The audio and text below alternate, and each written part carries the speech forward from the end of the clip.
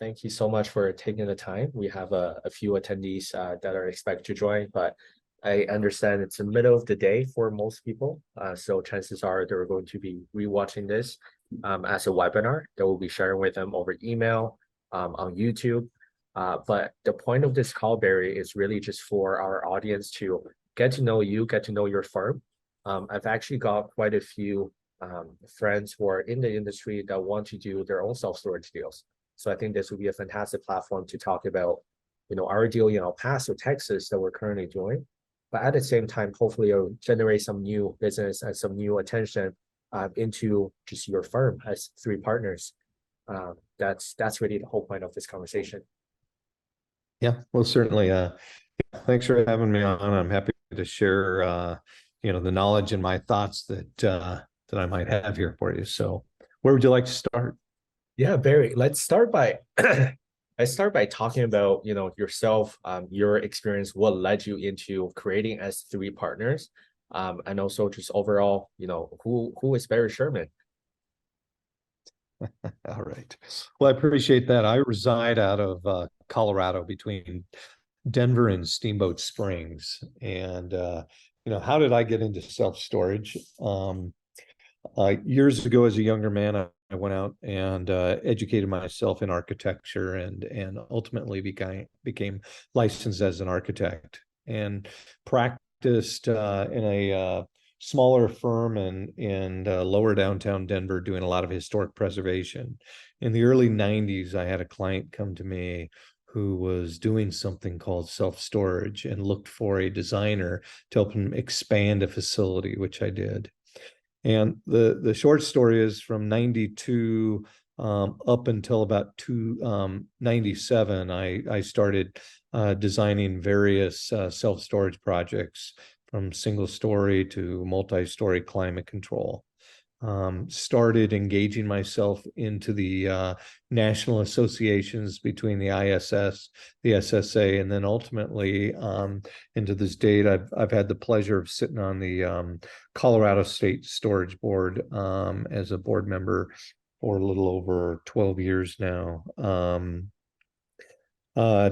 From there, in the late 90s, I bought into with another partner a design build general contracting company in Denver, which we were based out of Denver, opened an office in Houston, and from there started traveling nationally. We had about 3 different asset classes.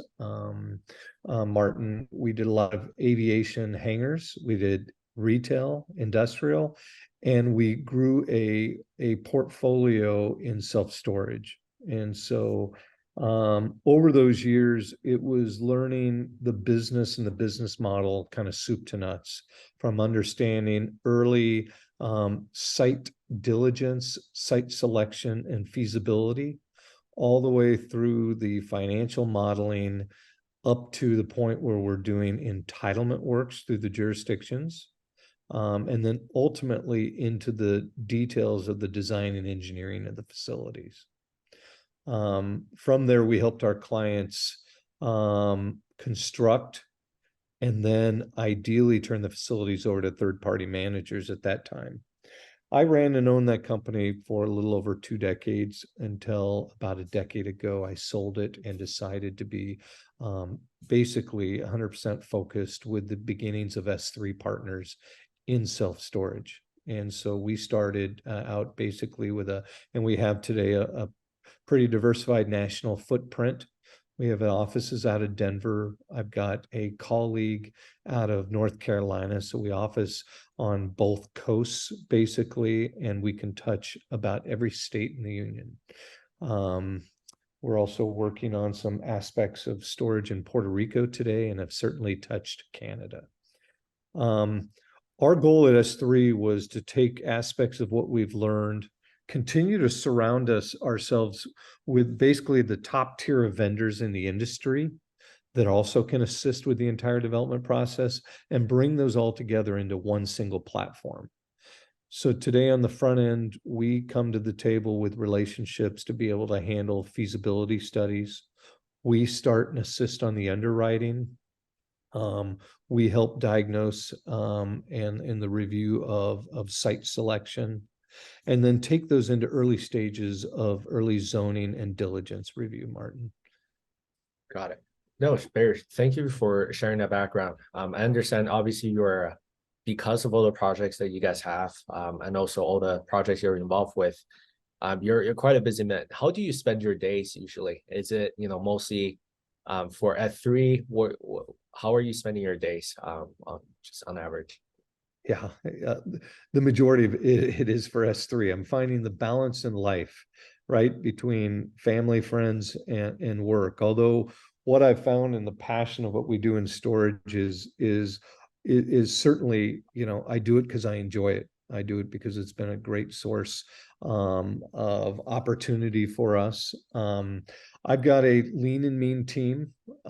We've got project managers on site that lead projects along with myself all the way through the early site diligence, Martin, all the way through basically where we turn on the lights, hand the keys to the client, and the third-party management group has taken over. And so that kind of rounds out my day. I certainly stay heavily involved with a variety of aspects of the asset class, from the vendor class, from people that are handling doors and storage steel, to technology, to signage, etc., through engaging heavily with the third party REITs and private management companies, as well as ensuring that we've got the right touch to most of the active banking and financial sources that are engaged with storage also today. That's right. What would you say are the reasoning behind choosing a third-party property management company to take over the management versus developing an in-house one? We've watched a transition in the last 10 years from what used to be referred to as mom and pop storage management to more of a platform, corporate type management piece. We've got the major REITs out there doing it today. And then we have some very capable, well-educated third-party groups in the space handling management. I think today that the combination of how we attract clients with marketing, how we handle it with SEO today, with how we rent today with technology, you can go try to home grow that, but you really ask yourself, who do I want to be today? Do I want to go build that platform on a small scale or a large scale? Or do I want to utilize the benefits of a well-seasoned management group that has a similar culture to mine, and then maybe continue to be a developer like I want to be? Or you might be having this as passive income where you're not overly active in it and they're running it. There's my short answer. Okay. Yeah, I just see, for example, groups, another fantastic firm, one of the fastest growing private equity firms in the self-storage space, being Spartan Investment Group. I understand they're based in Colorado as well. And I do know they have their own in-house management. So I'm always, I feel like I've learned a lot obviously from you guys, but also from looking at their model, looking at their offerings. And I'm just looking at, okay, what was the pivotal point for them to realize, hey, we should probably build an in-house management team comparing to, working with a third party. That's really the reason for my question. Yeah, no, it's a great point. By the way, just give them a plug. I obviously spend time with Aaron and the Spartan Group, and I do think they've got a solid, diversified platform from underwriting to construction all the way through their management platform. That's right. Yeah. Here, so I actually have some slides provided, prepared as well. So hopefully this will also guide the conversation for today. But usually, Barry, you probably never even seen this, but this is usually what we show to our investors about the fact that you have over 2 decades of experience and your projects are all across the country. I had no idea you were doing projects outside of the US as well. What would you say are some of the key differences, in, let's say, a very liberal state such as California compared to states like Texas and Florida? What are some of the risks associated, I guess, risk and no rewards, going from dealing with the political risk, dealing with the entitlement risk? How would you assess, from market to market within the US? Martin, great question. I can't say I've ever been posed that question in regards to reflecting on the performance of a storage facility to the political nature of its state that it's located in. I can tell you nationally, we've got a strong association with the SSA and the ISS that really look nationally governing certain laws that could affect our operations, lien laws, etc. So, I can say that I can't see that based on where the locations are set from a political standpoint, that it's going to play a large influence on the performance of the project. I think that you've got other key factors in its location that's going to be your primary action to its success. Population, medium income, growth factors, zoning, etc. Absolutely. Yeah, no, for sure. And that's, those are some of the key metrics that we tracked when looking at our El Paso, Texas deal, which, you've done extensive work on, you're really familiar with. So I would love to, make the rest of our conversation a little more focused about, the project that we're doing, so we can talk about it, from a standpoint of, hey, this is the deal that we're working on, and this is how Barry is going to be involved, and this is what Barry's team is also working on. So what we saw, being developers in the self-storage space, we love that, the saturation, there's only two other competitors serving around 57,000 people. The rates, it seems like, it's $3, but that's because we're dealing with two mom and pop operators. If you actually expand the market a little bit up to, let's say, 5-mile radius, you're going to see this is actually a $18 market, $18 to $20 market. So we felt like the self-storage metrics are really strong, and that we're actually going to be uniquely positioned to be the furthest east of El Paso, where there's significant residential developments happening. So could you give us, I need to share with you, what I love about this site. Would you be able to share, any other things that you've seen that's really unique to this specific location that we have? Yeah, I think you've done a good job of summarizing what we all discovered and were studying in our early diligence on this particular site. First and foremost was demand. So as you're looking at those numbers, just purely the demand numbers, and specifically speaking to the climate control side. So I think that's one of our first indicators. Next is, where's rates trending? Where are they sitting in regards to pure climate control, and where are we seeing them sitting in drive up non-climate control compared to where climate control is going? We're finally starting to see in a lot of markets a spread between that, and this is one of those markets. So first and foremost was absolutely demand. Second was rates that we liked. Third, we're in a position in an area in a growth area. So as you pointed out, this is furthest east today. I think it's centrally located on where we're going to see a lot of growth. Visibility, of course, infrastructure and development.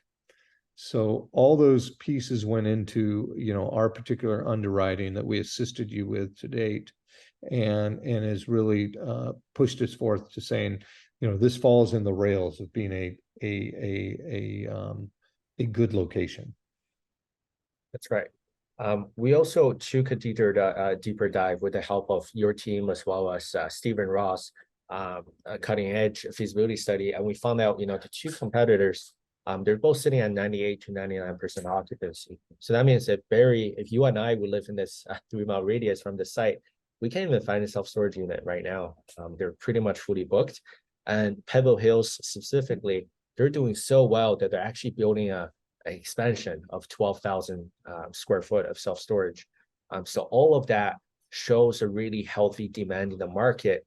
And the fact that if we calculate it based on, the saturation level of Texas and the population density, we're able to determine the total demand in the market. And that shows us a deficit of around over 700,000 square foot. So technically, let's say if everyone that's watching this webinar right now and they decide to group up together and build 8 other facilities just like ours, 80,000, 84,000 square foot, we're still barely scratching the surface. We're still barely meeting that demand that this market requires. So that gives me a lot of confidence in terms of our lease of velocity, and the fact that we will have very little issues marketing to the current demographics. And on top of that, this market is still growing, right? So that to me, is something that's really attractive. Yeah, I think well said, Martin. One of the specifics benefits also is just kind of how we're positioned in the project. The sooner we can get to operation and the ability to rent units, all the better, even if competition comes in. Competition with a large amount of competition at one time, you can start to see some erosion to your rates because everyone's competing to see who they can get in first. Although the demand is there, but we also have to watch our economic occupancy as much as our physical occupancy. So timing will be key. I think we've got a great timeline for the project to be able to bring this to market ahead of any other, potential future, which there will be competitors in the market. That's right. Exactly. So I understand there were a few projects, you're a co-GP on the deal. We're also working with Joe and Brian from Legacy Developers. They're also our, other co-GPs. Now, you guys have just finished, a few projects in San Antonio, Texas, and as well as in New Jersey. What were, some of the, I guess, challenges that you face, developing in New Jersey? Were there any drastic differences between the two jurisdictions? Because they both, look like cookie cutter projects, right? Both working with CubeSmart, but did you see any significant differences?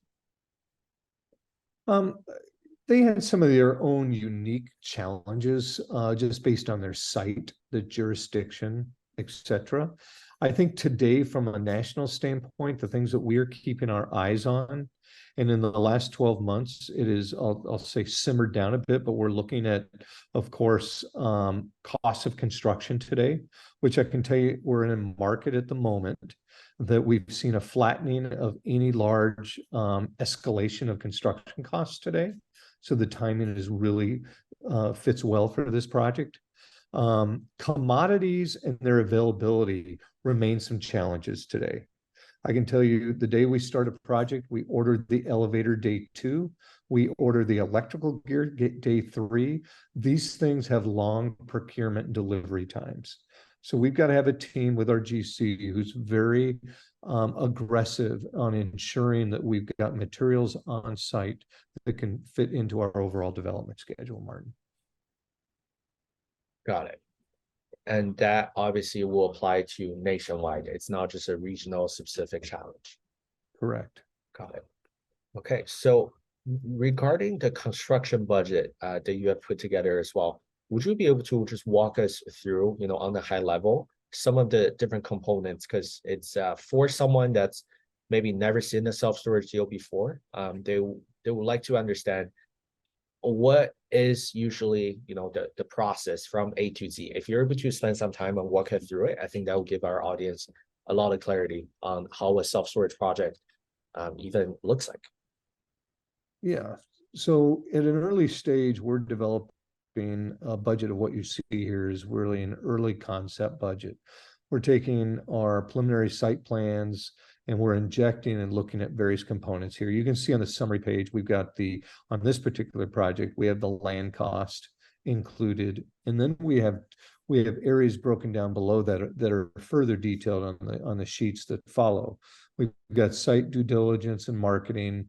We've got soft cost design. That includes all the design, the engineering, etc. Soft cost fees are usually fees that we're paying for the jurisdiction for their review. That is fees related to gas, electric, water meters, exterior signage, security, access control, etc. Hard costs are truly the construction costs of the project. These also include any escalation fees we put in, contingency fees, insurances, permits, testing fees, Martin. Holding costs are recommendations that we're putting in based on what we believe the performance of the project is for what we want to be able to engage into the pro forma to cover basically bank interest or principal payments up to the point that the project is now cash flowing itself. That particular number came out of a model that was proposed from Cutting Edge, and we've injected that into our concept budget. Closing costs is an allowance, again, to what we believe the bank closing costs are going to be associated with this project. So there's the total there. And then below, we put together an early development schedule based on the number of weeks. That includes land procurement, design, and construction. So the phase that we're currently in right now is the fact that, we have this piece of land. We have verified that, zoning, it checks out. It's already fully entitled. So we don't run any entitlement risk. So right now we have it under contract. We have essentially, we're actually at this phase right now. So we're looking to close on the land so we can do what then? We can, get our architectural drawings submitted for building permit. Would you be able to elaborate what happens after the land closing specific for this project? Sure. Yeah, a variety of courses are kind of launched at that point once we close on the land and we execute all of our design team members' contracts. We basically set course with our design team. We start intensely between our architect and our civil engineer for a few weeks, and then we move aggressively into onboarding the rest of the team members between structural, mechanical, electrical, plumbing, and our metal building vendor. That runs through a course of design up to a point that the permit or the construction drawings are ready. During that time, what we're designing, we are prepping, and in this case, we will likely have as much as 4 and maybe 5 general contractors looking at this project from a competitive bidding standpoint. So when we complete the construction drawings, we will issue with an RFPQ out to these general contractors for their review and their response, which typically takes about 4 weeks to complete. While they're pricing this, the building department is reviewing it for plan review and permit release. And ideally, those come together. We make a selection of our GC, we put them under contract, and we move towards construction. Meanwhile, we're already starting to prime discussions with various third-party management groups.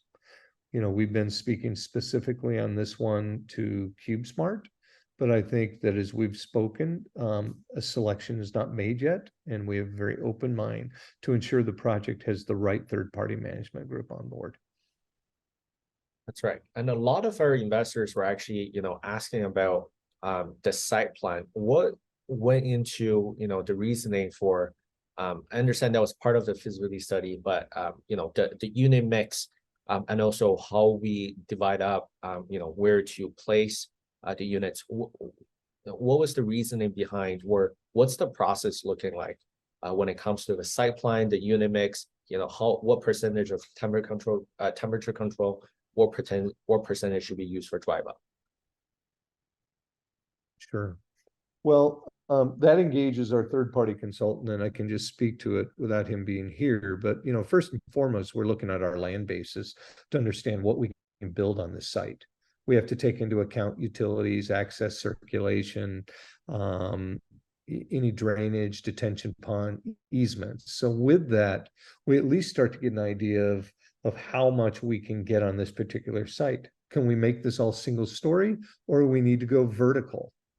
Okay, so those are early questions we ask ourselves. From our feasibility consultant, we get a unit mix that's recommended based on what is seen in the industry in the surrounding competitive facilities to what has been renting. We are mixing that unit mix into a model to try to produce the largest revenue return integrated into the underwriting. So there's going to be a percentage of certain units with an average unit size that's targeted to produce just that return. As we get into the design of the project, we're going to have a certain amount of drive up and climate that you were just referring to. And based on the current demand and the trend in the industry, we can tweak the numbers between climate control and drive up based on our site logistics and what we're seeing in response to rates and demand. These particular southern, Sunbelt states have more and more been taking on more climate control in the last 5 to 7 years than ever before. People are wanting to be indoors where it's clean. They may feel safer. They feel like their product is stored better, and there's control from a temperature standpoint. And When we get in, yeah, go ahead. I was just gonna say, even in this part of Texas, because some of our investors always assume, in Texas, maybe people have bigger houses. They probably would need storage to store their bigger toys. But obviously, Stephen Ross has done extensive research as an industry professional, and that's how he came up with the unit mix that he did. Yeah, Stephen put together with Cutting Edge a recommended unit mix that we look to meet or match as close as we can within the parameters of the site. And that is very similar to what almost all feasibility consultants do in the industry. They are researching the competition and looking at the trends in the industry and putting together their best belief to what the most successful plan can be. We're trying to hedge our understanding of how clientele will want to select and rent and what sizes they may look for. Right.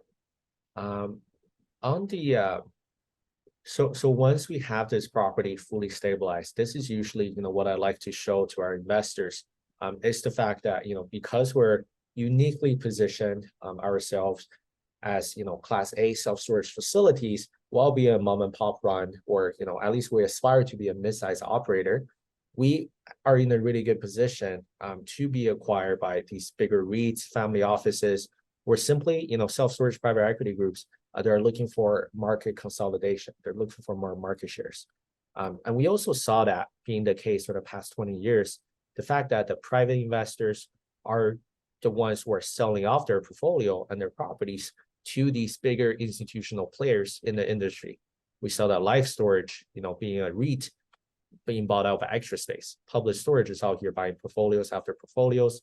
Manhattan Mini Storage sold for $3 billion. Blackstone getting into self-storage. Bill Gates getting into self-storage. So what do you see being a consultant in this space? Do you see this to be a trend that's going to continue growing? Right now, 70% of the entire self-storage industry is run by mom and pop operators. You obviously have extensive research, experience over the past 25 years. Do you, what do you see being the trend going forward? I think the trend's going to continue as we're seeing it today. I mean, that 70% within 15 years ago was still in the 90s. So we've seen an acceleration of private equity take out, if I may, retiring mom and pop operators. Our industry is just around 60 years old. So the timing has come, and we're watching the advancement of what people are looking for in storage product today. It's more technology, it's more industry and commercial ran. And I see the trend continuing, likely on the pace it is today. Awesome. Yeah. That's probably my 2 cents. Right here. So I would love to, reserve the last bit of time for you to share with our audience, if they're looking to do their own self-storage projects. You've been a great help, and obviously as soon as we close on the land, once we start the building process, that's when we're going to engage even more frequently, because we're going to be fully relying on your team to move forward. How would another developer such as myself, what does that experience look like, and how they can get in contact with you? Well, certainly I appreciate that. I can put in the chat my name, phone number, and email address, and you're welcome to reach out to me. We usually start any engagement with just a blanket open discussion of goals and objectives between each potential developer and what our services and experience can offer. And we have a very open mind to ensure that some people come to us and they don't have a site and they need to find a site, and we might assist them with that. Some come to the table where they have sites, and we do some early diligence without engaging, just to ensure that it makes sense. Our goal is to really help people be successful at this. We don't want to let anyone make mistakes in their development process. So I'm happy to share that information. Look forward to meeting anyone who's looking to expand into our asset class and assist them where we can. So thanks for the opportunity there, Martin. Absolutely. And lastly, I understand you also sit on the board for Rec Nation, which is an industry advocate for boat and RV storage. Have you, what's the reason behind that? What do you see being important opportunities in the boat and RV sector in the industry? Yeah, I've had the wonderful opportunity to join the Toy Storage Nation. Toy Storage Nation. Sorry, that's what I meant. Yeah. Association, and it's a growing platform today. It's what SSA and ISS looked like 25, 30 years ago, and it's gaining traction. For so many years, we've been storing boat and RVs in our storage facilities for decades, but they've been just handled differently. It was the extra space, the leftover space, and how we did it. It was extra revenue here and there. Today, it's getting a whole new focus. Assets are much more expensive. How we store them, how we provide amenities for people with more recreational toys is different than what we do with storage today. So we have been reinventing on how we provide and deliver a product for that.